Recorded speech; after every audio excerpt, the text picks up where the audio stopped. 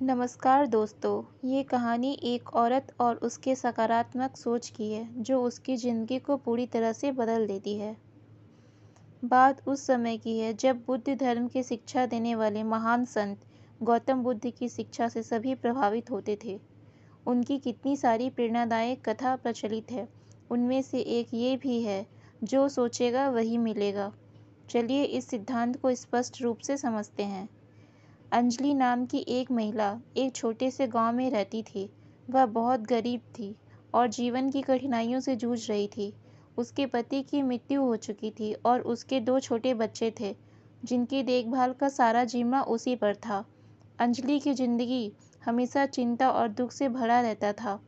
वह हमेशा सोचती थी कि उसका जीवन कभी नहीं सुधरेगा और यही सोच उसे और भी दुखी बना देती थी। अंजलि का दिन सुबह से लेकर रात तक कड़ी मेहनत से गुजरता था।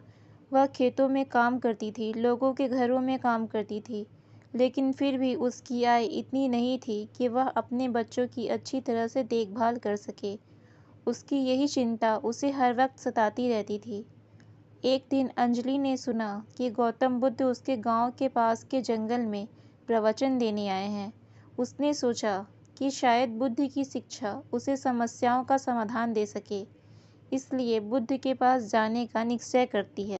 जब अंजलि बुद्ध के पास पहुंची तो उसने देखा कि बहुत सारे लोग बुद्ध की शिक्षा सुनने के लिए वहां इकट्ठे हुए थे। बुद्ध ने अपने शांत और सरल स्वर में बोलना शुरू किया। मन ही सब कुछ है। जो तुम सोचते हो वही बनते हो। यदि तुम सोचते हो कि तुम्हारा जीवन दुखी है तो वह दुखी ही रहेगा, लेकिन यदि तुम सकारात्मक सोचते हो और अपने जीवन को बदलने का प्रयास करते हो तो तुम्हें सफलता अवश्य मिलेगी। बुद्ध ने आगे कहा, मनुष्य अपने विचारों का परिणाम है। जो विचार तुम अपने मन में रखोगे वही तुम्हारे जीवन की वास्तविकता बनेगी। यदि तुम दुख, चिंता, निराशा के विचारों से भरे रहोगे तो तुम्हारा जीवन भी वैसा ही बन जाएगा।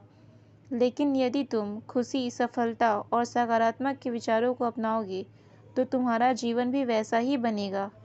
अंजलि ने बुद्ध की बातें सुनी और उसने महसूस किया कि उसकी नकारात्मक सोच ही उसके दुख का मुख्य कारण है। उसने तय किया कि वह अपने विचारों को बदलेगी और अपने जीवन को सुधारने का प्रयास करेगी। उसने नकारात्मक सोच को छोड़कर सकारात्मक सोचना शुरू किया। धीरे धीरे उसने महसूस किया कि उसकी चिंताएं कम हो रही है और उसके जीवन में खुशियां बढ़ रही है। अंजलि ने मेहनत करना शुरू किया और छोटे छोटे कामों से अपनी आय बढ़ाने लगी।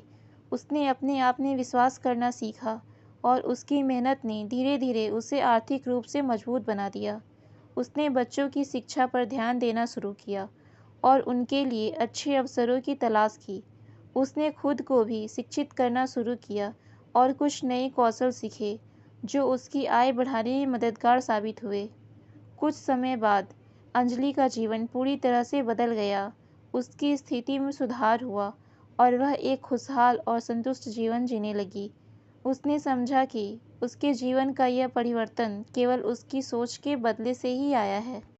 अंजलि ने बुद्ध के सिद्धांत को अपने जीवन में पूरी तरह से अपनाया और उसका अनुसरण किया।